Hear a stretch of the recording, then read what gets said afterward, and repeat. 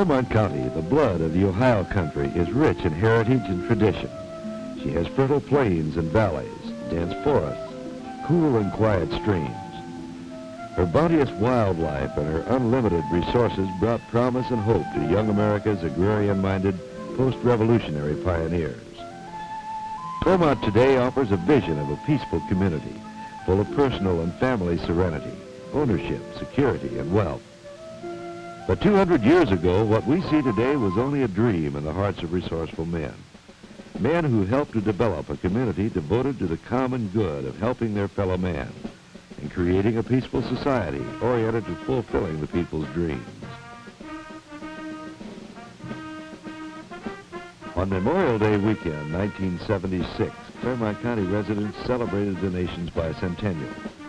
They were reliving that time in their history when their forebears first brought whole families to the land west of the Alleghenies.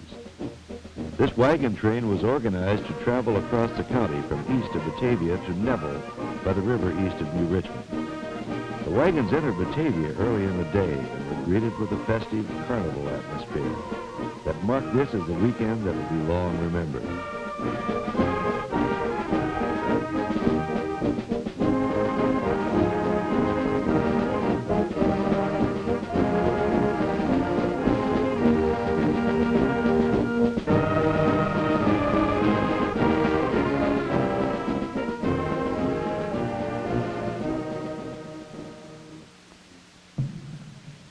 Historians and geologists tell us that the first known inhabitants of our county were the Adena and Hopewell mound builders. These nomadic tribes left a wealth of their prehistoric culture in Ohio, portraying their worship and burial rites, their crude tools, clay pots, ornaments, and stoneware for hunting, fishing, and protection. They were an agricultural people. From the land, the forests, and the streams, they took all of their needs, spiritual and material. From where they came and of their passing, we know not. For 1,000 years and more and left their mark of mounds upon our landscape, that we know. And from these mounds we have unearthed their culture to add to our historical artifacts.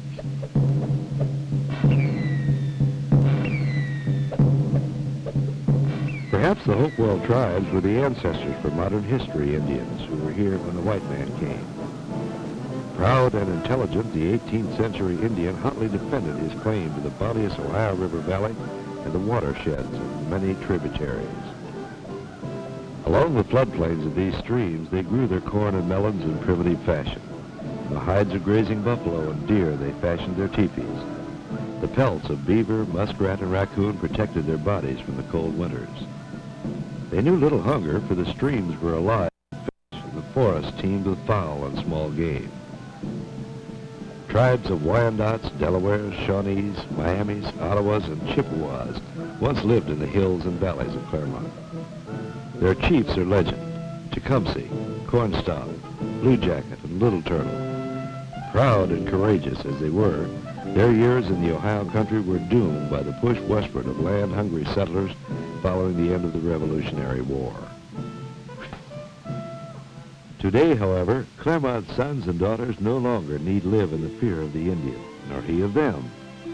Time has somewhat eroded the bitterness and hostility that once existed between the two peoples, and friendship has at last found its place among the two.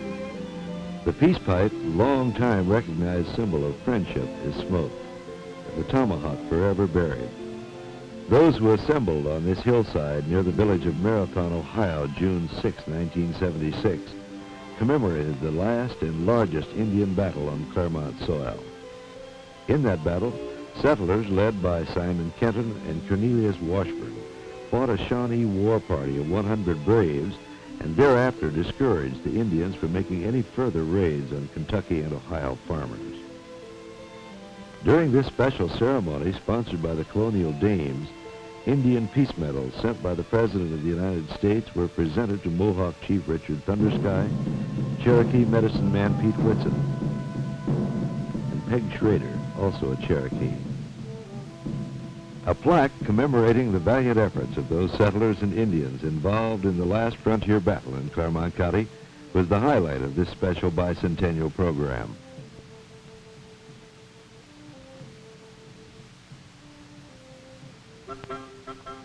Frontier life was hard and oft-times short.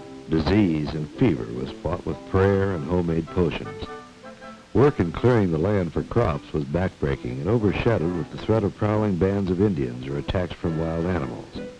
As new settlers moved in and communities grew, the house raisings, quilting bees, corn huskings, and worship meetings offered welcome relief to the drudgery of pioneer life.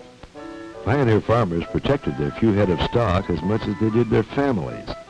Cows, hogs, sheep, chickens, and turkeys were penned close to the log cabin, often inside if the danger warranted. A strong religious heritage was the backbone of the pioneer. He carried his Bible and his faith with him. Camp meetings conducted by circuit-riding preachers and evangelists followed the wagon trains and the flatboat travelers westward. When the train moved on, the settlers' cabins served as a meeting place for Bible reading and preaching. Community churches came early in the Clermont region. Methodist, Baptist, and Presbyterian were the original denominations to build log cabin churches. Francis McCormick, a pioneer Methodist preacher, organized a congregation and built a church at Milford in 1797, believed to be the first church in the entire Northwest Territory. McCormick was followed by Reverend Philip Gatz, the first ordained minister west of the Alleghenies. Baptists congregated at Bethel in the late 1700s. Later, in Stone Lake Township, Presbyterians built pioneer churches in Felicity, Williamsburg, Batavia, and New Richmond in the early 1800s. The earliest Catholic church, St. Philomena, was built near Stone Lake Creek in 1837. Organizations of the Christian church were formed in Amelia and Felicity in the 1820s. The church has played a significant role in the unfolding saga of Clermont County history. The moral fiber of Clermont men and women through the decades has been molded in the community church, in the family as a working unit, and in the underlying Christian principle that those who pray together stay together.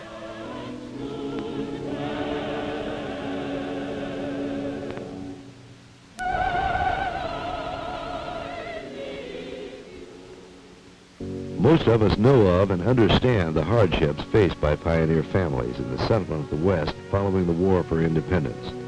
Countless movies and novels have portrayed the hazards encountered by these brave people. The miracle of the westward movement is not in the fact that the West was settled, but in the full realization that these courageous migrants overcame almost insurmountable odds to find their promised land.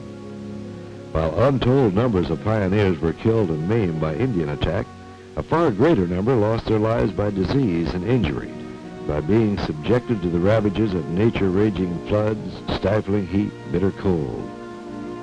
Disease claimed many lives, and that even the most common of diseases we experience today could spread to epidemic proportions and destroy an entire settlement.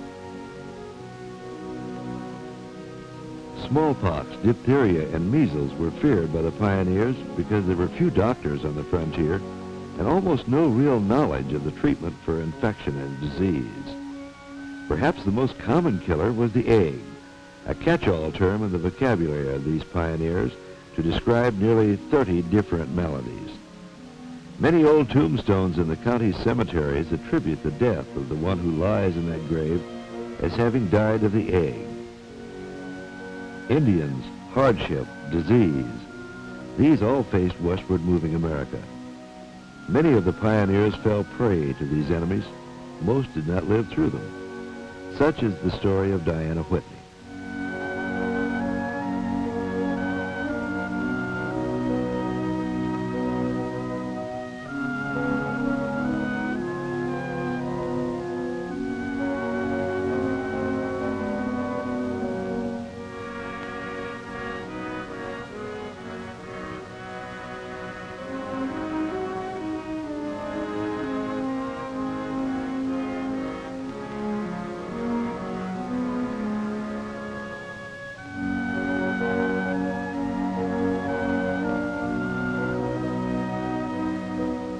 Diana was the daughter of a pioneer family moving westward by wagon train along the Ohio River toward Cincinnati.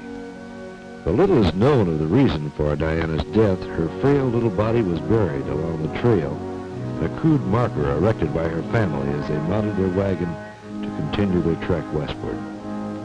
She died on July 28, 1823, at the age of 16.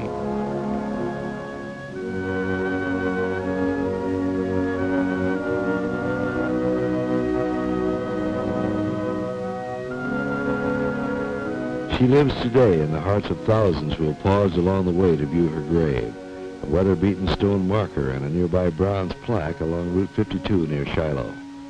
Her simple grave has become a symbol, as one historian wrote, to those who pause to read of a humble sacrifice woven into our country's greatness. Certainly a quiet symbol of the heartbreaking tragedies that befell our pioneer ancestors.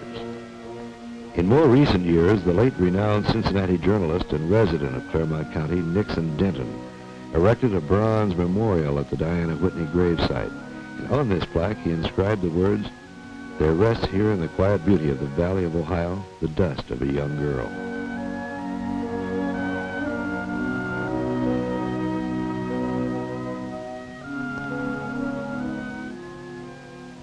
Clermont County's sons and daughters have served in all of our nation's wars.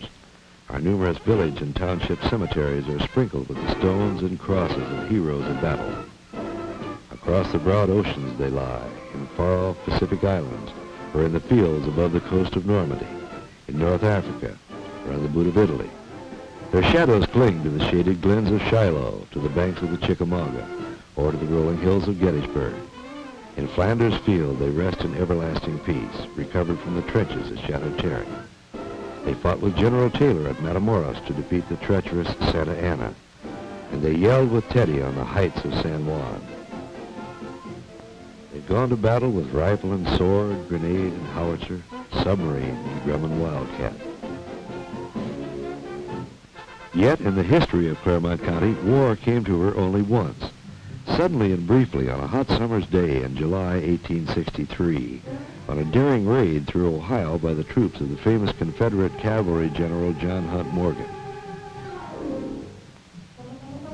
General Morgan, whose cavalry raid through Indiana and Ohio carried the Civil War farther north than any other Confederate general, has come down through the dimming passage of time as one of the most romantic figures of the Civil War era.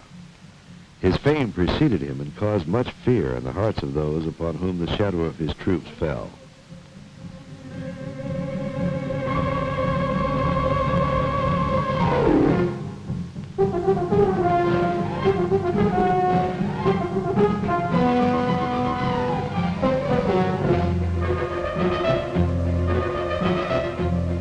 As one of Morgan's officers wrote later, it was a terrible, trying march.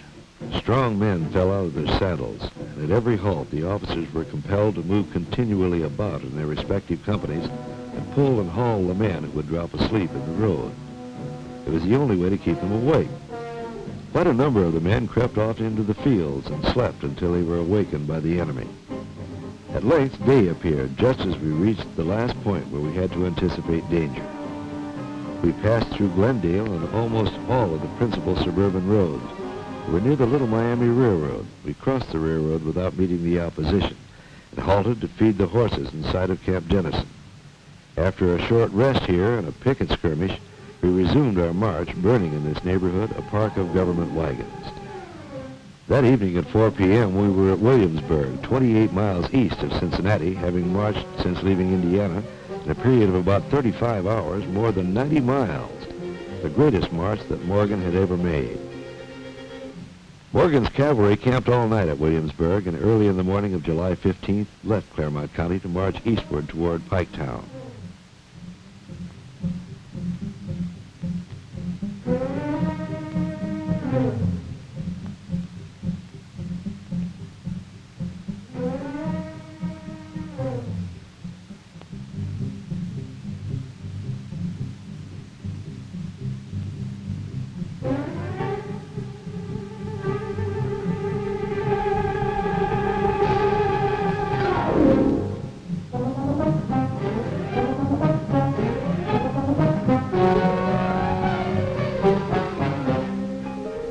Because Morgan and his raiders moved across Indiana and Ohio so rapidly, the reports of his whereabouts were more often than not found to be false.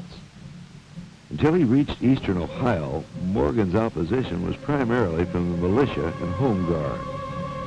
These small bands never directly engaged Morgan in all-out battle, but fired from ambush and fled when attacked.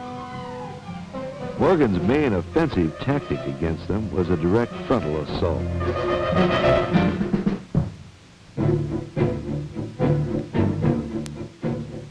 Federal troops finally caught up with Morgan on Ohio soil a few miles east of Pomeroy on July 19th, and in the battle that followed, captured the dashing Confederate general and most of his command. For a brief page of time in the chapter of a tragic era, Clermont gained the spotlight of history.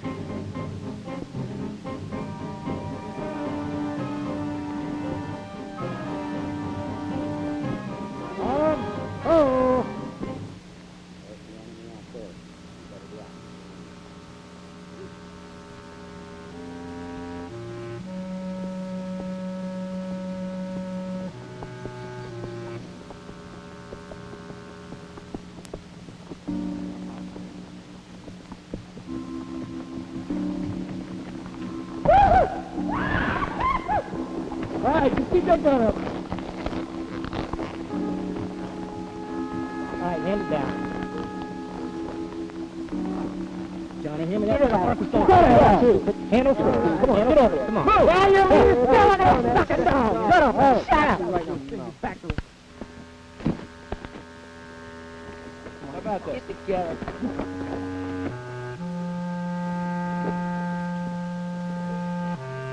Took them off the lead. Come on, step right. Come on. Yeah, he's sucking dog. Come on. Yeah, he's sucking dog.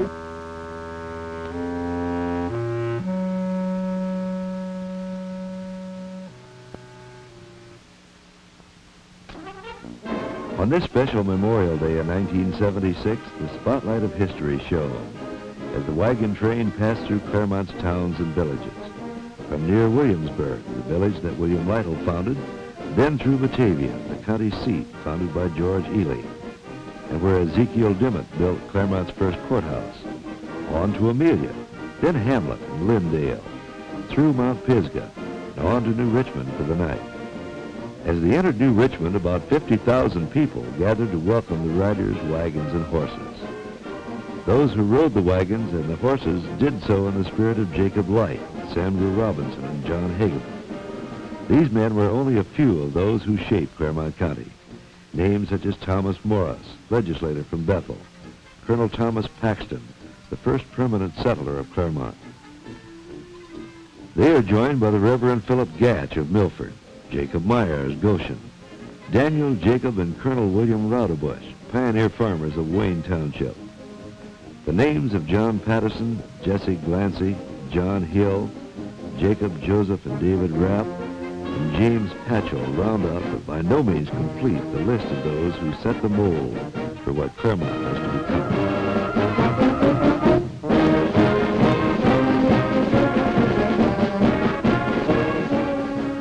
Although not their final destination, the arrival of the wagon train in New Richmond was greeted with sighs of relief, much as in earlier days.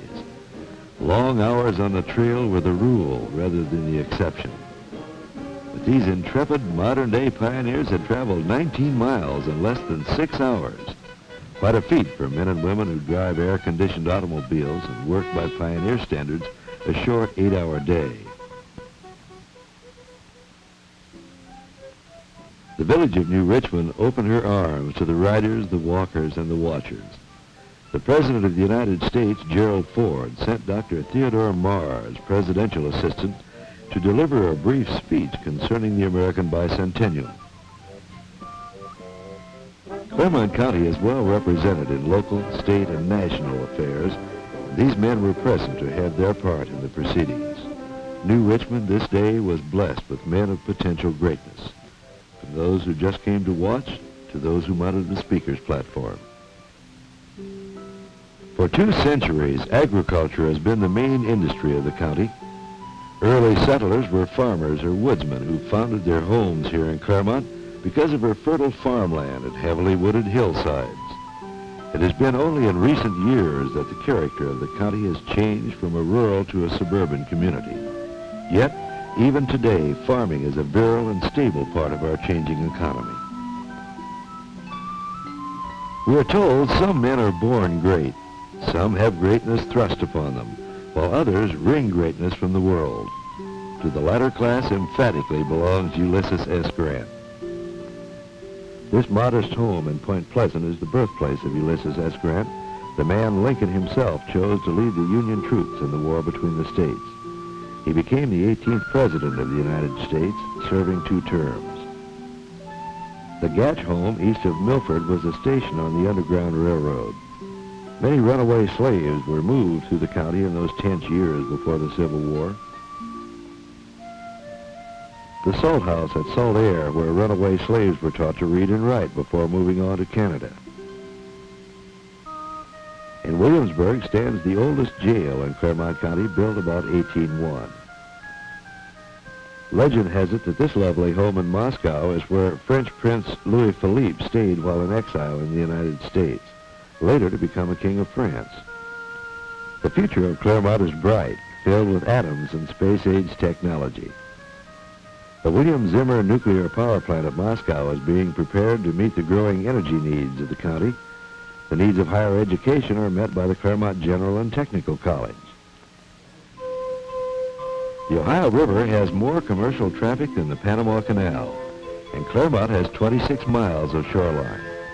Historically, the Ohio has also provided great entertainment. Witness the Island Queen and the Island Maid from a film in 1929, and now the Mississippi Queen. The Anthony J. Meldal Dam at Shiloh aids commercial river traffic, flood control, and brings added recreation within easy reach of Clermont residents. Clermont County Airport aids in the rapid growth of industry at a time when profits are measured by hours and minutes saved. Industry is seeking to move nearer to the worker and away from the high operational costs and taxes that plague the metropolitan manufacturer. With the completion of the East Fork Reservoir in 1977, Clermont will be well on her way toward meeting her residents' needs for jobs, recreation, and up-to-date medical treatment. As in early times, Clermont County provides for the needs of her people. For Clermont is more than places and things. Clermont is vitality. Pioneers with perseverance and courage and vision drove their roots deep into the soil. And as long as her people continue to dream and then pursue those dreams, Clermont County and her sons and daughters will prosper. Men with vision founded Clermont. Vision will cause them to flourish, and in return, she will reward them with her very best.